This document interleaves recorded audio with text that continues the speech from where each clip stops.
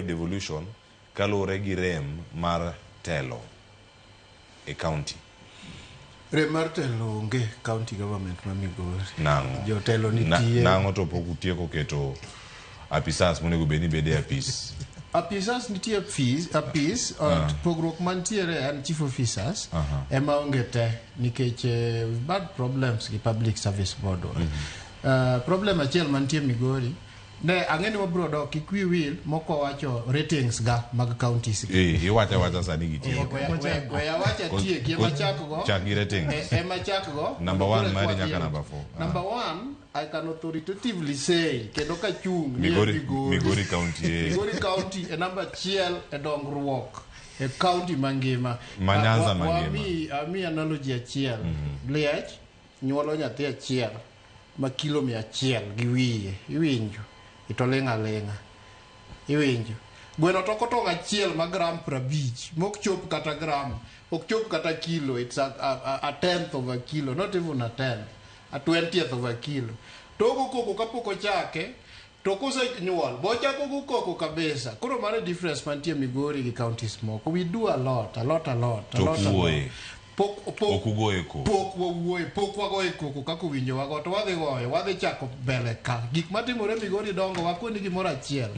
Nitie machine moro ni DNA PCR molecular testing mar HIV. En mana Migori kende chon e region mar Nyanza kende, and it is a machine, gin 2 machines ma worth 500 million.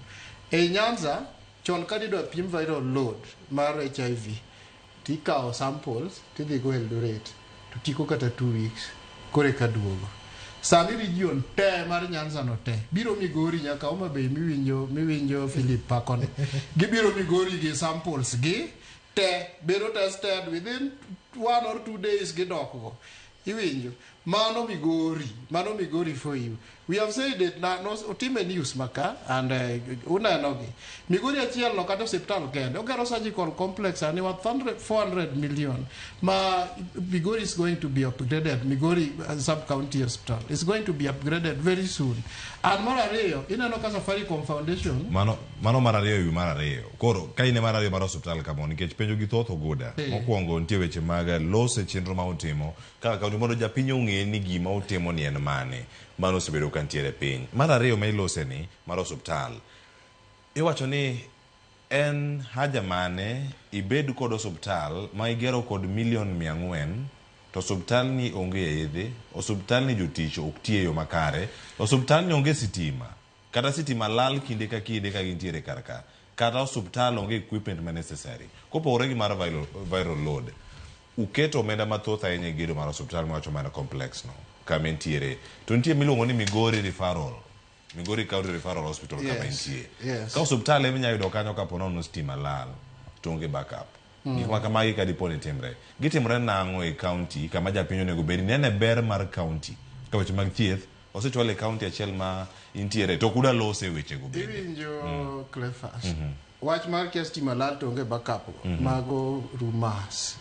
Backup no nitie diere moko no yudo bill maduong kabisa Migori and that is one of the problems ma wan go. No yudo bill maduong, bill mar yath over 200 million, bill mar stima over 200 million. No yudo mago te koro wachulo gi mos waridim gi mos but backup no to nitie ma sama kata ni ngado stima no ingado ka backup no kore matiyo to backup expensive otiyo gi mo emomiyo koro wamanyo yor stima gi. Stima wan go, yath wan go, gimora mora wan go. En mana ni Migori shida mantie ni ji tedwa bedo governor. Koro ji kadwa bedo governor koro ge ywatie governor. MPs mang'eny dwa bedo governor. Ji mang'eny mani Migori madwa bedo governor. They are already in some positions.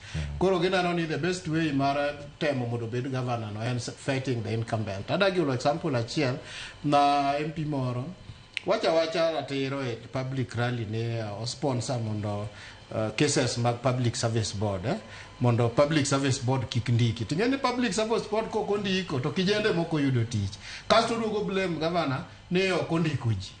Iwinjo why lene ne court wacho ni o sponsor